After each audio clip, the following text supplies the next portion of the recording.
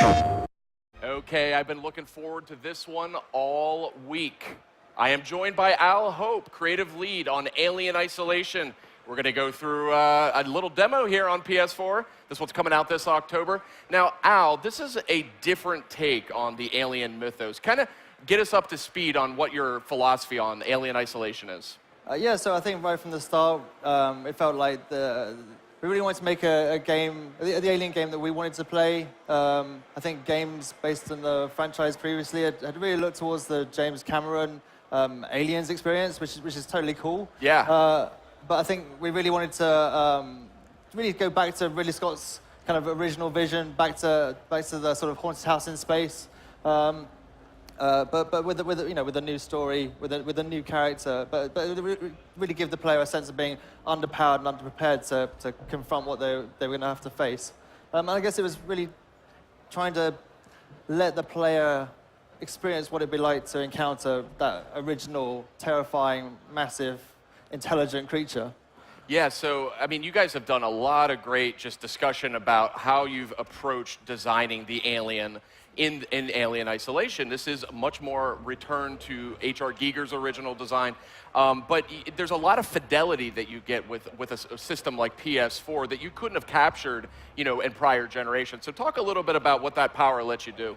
Yeah, I mean, that's the thing. I think, one of the great things about Alien is this really amazingly realized world. I think one of the sort of greatest things about Alien is it's really, really believable, right? It's 35 years old this year, but I think we could watch it right now and still get an emotional reaction out of it because it's just so well crafted. It's a real testament to the sort of cinematic and creative work that went into that film. And so I think we want to stay really true to that original spirit. And that's no less the case for the Alien. That we really wanted to fully realize that creature, and I guess we set out to make the most high fidelity alien in video games, and again absolutely harnessing the power of PlayStation 4.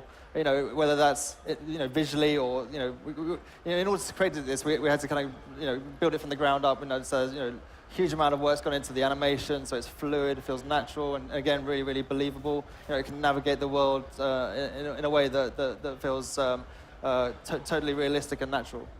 Now, one of the things I really like about the premise behind Alien Isolation, it's set after Alien, but before Aliens, and you actually play not as Ellen Ripley, but Amanda Ripley, her daughter, who doesn't know what happened to her mother. Right. And it was funny, I remember hearing this and thinking, man, that's the most obvious setup for, but nobody's done it. It's a great setup. And tell me what kind of led you to this Amanda Ripley. Right, so from the outset, I really wanted to make a game that was as close as possible to that original film. We love the whole kind of look and feel, that sort of 70s aesthetic, that kind of used future. So we really wanted to capitalize on that. And so, we needed to position a story that would enable that. And of course, we had this kind of light bulb moment, realizing there was this, in Amanda, this amazing character whose story hadn't been told. And this sort of, okay, what would happen there? What would happen if she were to confront that horror? And so I think from that moment on, and with Fox's blessing, there was only really one option, and that was to play as Amanda Ripley. Good choice. Now we're getting a look here at some PS4 gameplay. Very richly detailed environment, and I see some bad news, I think, just outside that locker. Tell me a little bit about how Amanda Ripley, or the player, interacts with the alien. So, Alien Isolation is very much about survival. It's not about trying to kill the alien. And so that sort of shift in emphasis really makes the player have to really think about the world around them, really using the environment to their advantage. And so here, they're hiding in a locker. It's a very basic interaction, but it might just save you, and in that case, it did. It's about really constantly having an understanding of the world around you. And here you can, it's trying to break line of sight to try and make sure that the alien can't actually spot you. So you can hide inside objects, behind objects, under objects. And look at the detail on that model and the animation. I had a chance to play this actually a few months ago, an early version on PS4, and it's stunning. The visuals are excellent, as you can see here.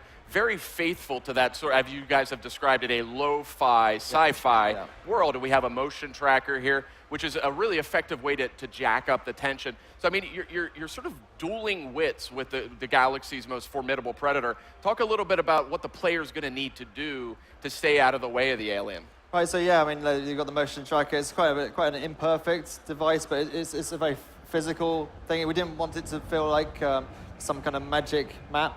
It wanted to feel like it was something that you actually had to hold and use and look at.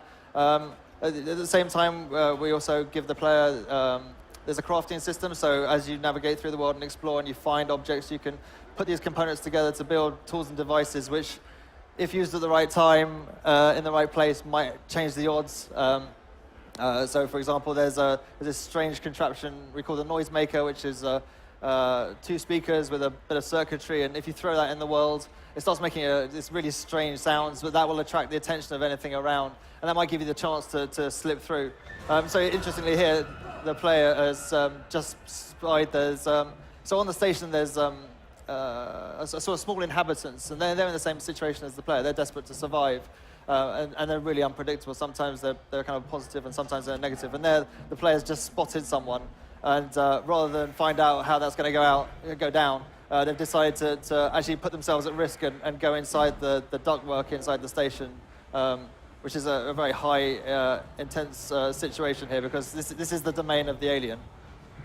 So one of the things that impressed me when I played the game was the alien, actually, the artificial intelligence. You guys actually have an interesting approach to this. The alien actually has senses. You sort of simulate how the alien behaves. Talk a little bit about that. Yeah, so I mean, I think from the start, we knew that if the alien was scripted, if it was on a preset pattern or a path, then for the player, it would start to, the scariness would start to diminish as you'd start to learn the pattern. And so we realized early on that this creature was going to have to use its senses of sight and sound to just drive its own behavior. So, as much as possible, we try and step back and just create a space and let the alien inhabit that world. And so when you're playing, it's very dynamic and reactive. And every time you play, it's a different experience. Everyone has a different story as to how they survive, because it's completely unpredictable. Now, one of the things that's interesting here, we're seeing this flashlight in action, and I was actually impressed that the controls in the game are pretty simple. It's not, you don't have to fumble with a lot of buttons, but you actually have control over the narrowness and the width of that flashlight beam. You can focus it or expand it. Talk about how that factors into gameplay. Well, so light's really important. The station is this very broken environment, and so being able to navigate your way is a really important part of the game. It almost acts as a puzzle in itself. That's something that really occupies the player. And obviously, with the alien around, you're having to navigate under a huge amount of pressure. And so light is important. But of course, at the same time, if you switch your light on, then that's a massive beacon to the alien. And so you have to use, again, it's using what you have at the right place at the right time, and using it, in a way that will help you to survive. Now, I love this effect here with this dazzling sunlight sort of blasting through these windows. I think this looks so good. This is such a good-looking game on PS4. It's also on PS3, though, as well. Yeah, that's right. And for a long time we were developing on PlayStation 3, kind of solely. And the core experience for both platforms is the same. I think we got some real rocket scientists back at the studio, and we're using our own proprietary tech on these platforms. And it really, I think we knew what we wanted to make from the start. We wanted to make this really immersive experience, which would be about lights and it'd be about effects and about sound. And so it felt like the right path for us was to create our own technology in order to deliver this. It's kind of a bespoke just for this game. I want to talk a little bit about sort of the mechanics of fear in a horror game here. And I think something you guys do very, very well is all too many games or movies that are scary, it's all about jump scares, startling you, and eventually the player just kind of gets numb to it. You guys are really good at building atmosphere. Talk a little bit about that. Well, I think a large part of that comes from immersion.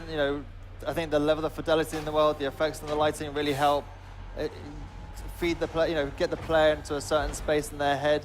Then when you combine that with the fact that the alien is unpredictable, its AI is unpredictable, you're not sure. I think that kind of really goes all the way back to what I think is horror. It's about the unknown, about not knowing what's around the corner, and the fact that it is unpredictable and dynamic and reactive means that you can't be sure. It does keep you the tension. I guess that's the fun thing for us is we've been working on this game for over 3 years, and we, as developers, we play the game every day, all day, every day, and yet this game gets our hearts thumping, and we die. It still has a really, sort of an emotional effect on us because every time we play it, it's like playing for the first time again because we don't know what's going to happen. Mm-hmm. So here we are. Talk to me a little bit about what we're seeing here. I haven't seen this footage actually. So in this part of at E3, we're showing a new slice of the game from the main campaign, and here the player is trying to they're trying to hack their way into the system, but they've now been approached by and attacked by these really super tough and super strong synthetics. I prefer the term artificial person myself.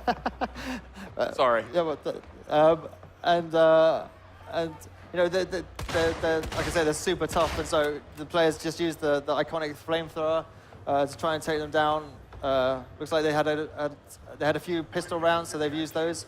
But the player also has an EMP mine, which hopefully they'll use that. Look at this. This is bad news. Okay, so that's stunned it, and hopefully we'll go in and try and finish them off.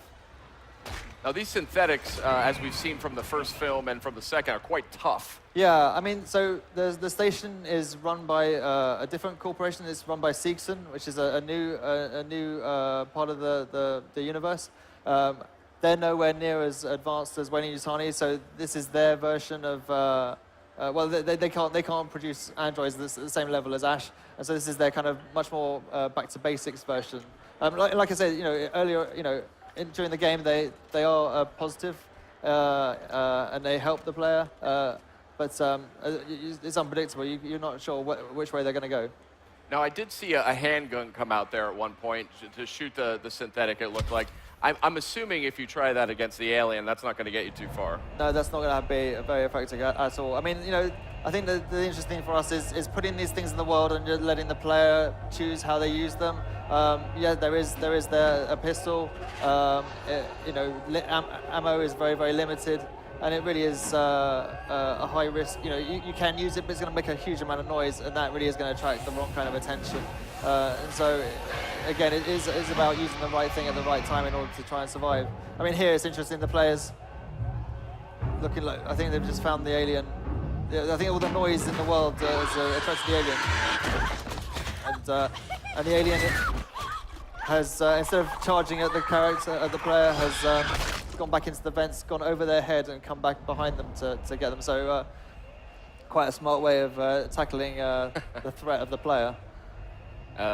Nice. Okay, well, I think we're just about out of time, but Alien Isolation is coming out this October on PS3 and PS4. That's correct. Thank you so much for joining us. I'm really looking forward to it. Definitely want to... PlayStation